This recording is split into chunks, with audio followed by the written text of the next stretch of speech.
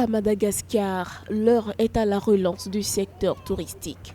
Lors d'une séance aux questions-réponses organisée à l'Assemblée nationale, le ministre du Transport et du Tourisme, Joël Randriamandranto, a annoncé vouloir promouvoir le tourisme national.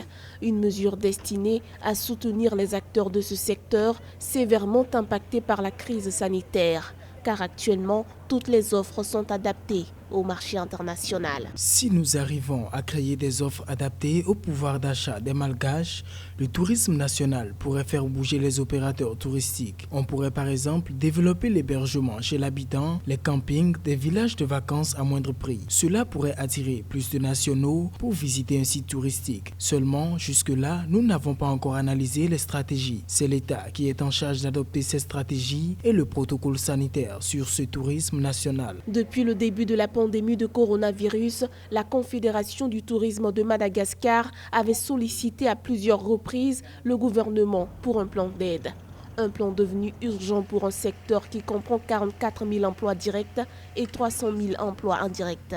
La Confédération du tourisme avait en effet indiqué qu'à partir du mois de juin, les salariés ne pourraient plus être payés.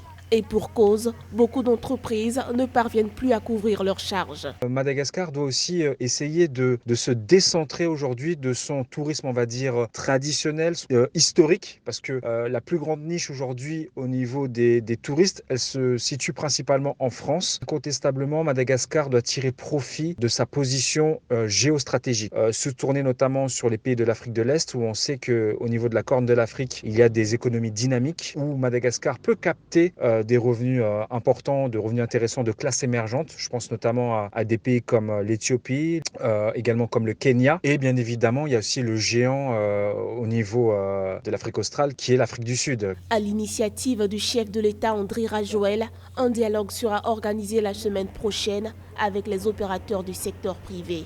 Une réunion qui devrait aborder le problème des salariés en situation de chômage technique.